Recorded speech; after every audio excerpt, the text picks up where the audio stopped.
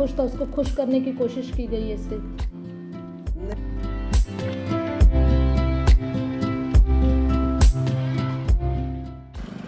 ये वो मार्ग है जहाँ पर सारी भीड़ इकट्ठा थी।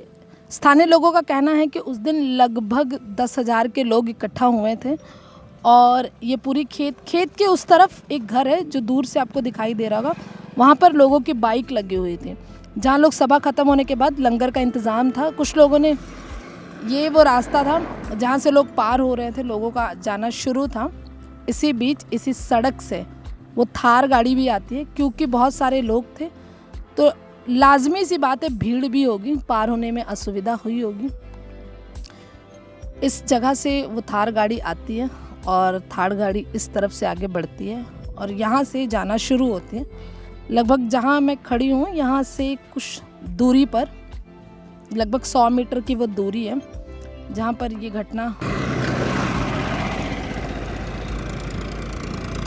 द मुक्त नायक में आप सभी का स्वागत है और मैं पूनम। ये वही ग्राउंड है जहाँ पर 3 अक्टूबर को सभा हो रही थी 3 कृषि कानूनों के खिलाफ, और इस सभा के बाद से ही वो घटना घटी जिसने सबका ध्यान अपनी ओर खींचा है।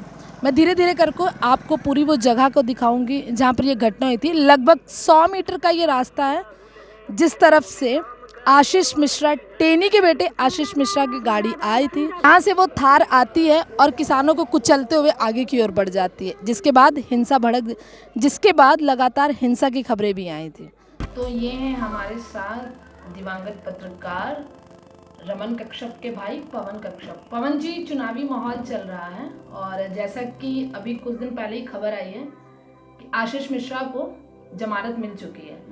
पीड़ित परिवार होने के नाते आप क्या कहेंगे इस बारे में? क्या सरकार वोट को साधने की, ब्राह्मण वोट को साधने के लिए ऐसा कर रही है या कुछ और प्रतिक्रिया है इस पर आपकी? नहीं, बिल्कुल चुनावी समय तो ये सरकार की मंशा तो यही है और इसीलिए ये जो है हमारे वकीलों का कहना कि इतिहास में पहली बार हुआ है कि एक तरफा फैसला हुआ है और जो एक गुनहगार है उसकी जमानत हो रही है और जो बेचारे निर्दोष 4 किसान हमारे अंदर हैं उनकी जमानत याचिका खारिज हो गई है। जो है बात हो रही थी बहस की, तो उसमें हमारा इंटरनेट काट दिया गया, हमारे वकीलों से कोई बातचीत नहीं की गई और बिना बहस के उनको जो है जमानत दे दी गई है और री हियरिंग के लिए भी याचिका डाली गई लेकिन उसको भी खारिज कर दिया। तो बिल्कुल एक तरफा हो रहा, समझ में नहीं आ रहा कि सरकार इतनी तानाशाही कैसे कर रही है।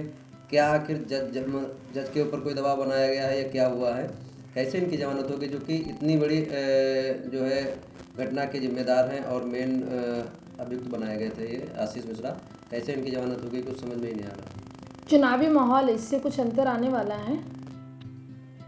नहीं, मेरे हिसाब से तो अंतर नहीं आने वाला है। अंतर बस इतना आएगा कि इससे बीजेपी को नुकसान होने वाला है। बीजेपी को नुकसान होने वाला है। जो खबरें चल रही हैं कि आशीष मिश्रा को जमानत देने के पीछे सबसे बड़ा कारण है जो ब्राह्मण वोटर्स, उनका जो उनसे दुखी, मतलब जो उनसे खुश नहीं था, नाखुश था, उसको खुश करने की कोशिश की गई है इसके। नहीं, बिल्कुल ये जो है बीजेपी का इसमें नुकसान है कि यहाँ पर सबको तो इस घटना को लेकर हर किसी को रोष है, वो चाहे छोटा हो चाहे बड़ा हो, सब में रोष है कि ये हत्यारे हैं। और उसके बाद वो अब बाहर आकर घूमेंगे तो सबको जो है कहीं ना कहीं इनसे नुकसान होने वाला है, बीजेपी को, भाजपा को नुकसान होने वाला है, बहुत तगड़ा नुकसान होने वाला है। हमारे साथ रमन जी के चाचा जी भी हैं, वो भी हमें बताएं कि अभी जो चुनावी माहौल है क्या लग रहा है आपको, क्या हो सकती है स्थिति? तो 10 तारीख को आने वाला है रिजल्ट, उस पर क्या भाजपा को फायदा या नुकसान है? भाजपा को तो ऐसे ही बहुत बड़ा नुकसान होने वाला था और आशीष मिश्रा की जमानत होने से और बहुत बड़ा ही नुकसान हो गया है। इसमें जो भी है वो योगी जी को झेलना पड़ेगा क्योंकि अगली सरकार अखिलेश जी की आने वाली है और इसके जिम्मेदार होंगे टेनी और आशीष मिश्रा। तो जो आप कह रहे हैं कि जो हार होगी उसमें कहीं ना कहीं इन दो जो सांसद हैं जी जी, उन अजय मिश्रा और जी, उनके जी, बेटे जी, जी, आशीष मिश्रा दोनों के जी जी जिम्मेदार गृह राज्य मंत्री अजय मिश्रा टेनी व आशीष मिश्रा होंगे, पूरी सरकार के जिम्मेदार पूरे सर।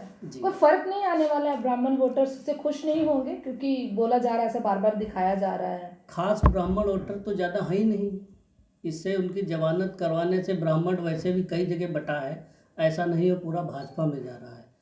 वो भी कई शिफ्टों में है, क्योंकि हर जगह पे ब्राह्मण हर पार्टी में देखिए मैम, भाजपा की नीतियां ऐसी हैं कि अब जागरूक इंसान, पढ़ा लिखा इंसान, वो चाहे ब्राह्मण हो, चाहे वो दलित हो, चाहे कोई भी हो, वो अब इनके बहकावे में नहीं आने वाला है। इनके बहकावे में नहीं आने जी वाला। बिल्कुल बहकावे में नहीं आने वाला है। तो अगर ये ब्राह्मण चेहरा ब्राह्मण वोट बैंक के लिए ऐसा कर रहे हैं, तो ये बहुत जो है इनकी सोच अभी छोटी है।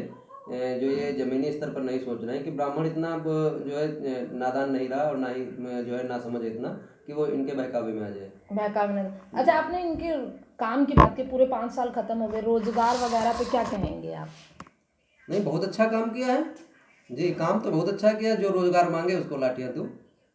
आपका कहना है कि जो रोजगार मांग रहा है उनको जी, रोजगार के बदले लाठी दी जा हाँ, रही लाठी है। दी जा रही है। और किसान रोजगार, एक दूसरा रोजगार भी दे दिया इन्होंने कि किसान रात को अपने घर में आराम से चैन से सो रहा था, अब इन्होंने रोजगार दे दिया कि भैया जाओ खेत बचाओ जाके। खेत बचा। हाँ, अगर आप खेत नहीं बचा रहे हो तो आपका मतलब जो है, जो आवारा पशु घूम रहे हैं सब नुकसान कर रहे हैं। तो अब किसान बेचारा घर बचाए तो खेत में नुकसान, खेत बचाए तो घर में नुकसान। तो पूरी तरह से मतलब सरकार से लोग बहुत परेशान हो चुके हैं। जी बिल्कुल, अब इतने अच्छे अच्छे रोजगार दे दिए हैं सरकार ने, तो आदमी परेशान तो वैसे ही है। लोग परेशान हैं। अच्छा, किसान जो 3 कृषि कानून है वापस लेने की बात कही गई है, जी। अभी तक हुआ नहीं है, उसका कोई लिखित नहीं है, क्या कहेंगे इस पे?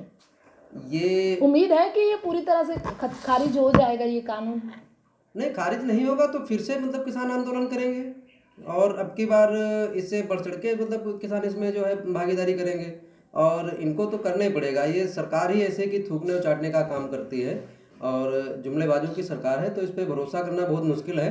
और इनको करना पड़ेगा, क्योंकि ये हमारा आपसे कहने मतलब जो हमें आपका मटर पनीर नहीं चाहिए, हमें हमारे नमक रोटी में मज़ा आ रहा है, क्यों आप हमें जो है अपना मटर पनीर खिलाने के लिए जो तुले हुए हैं।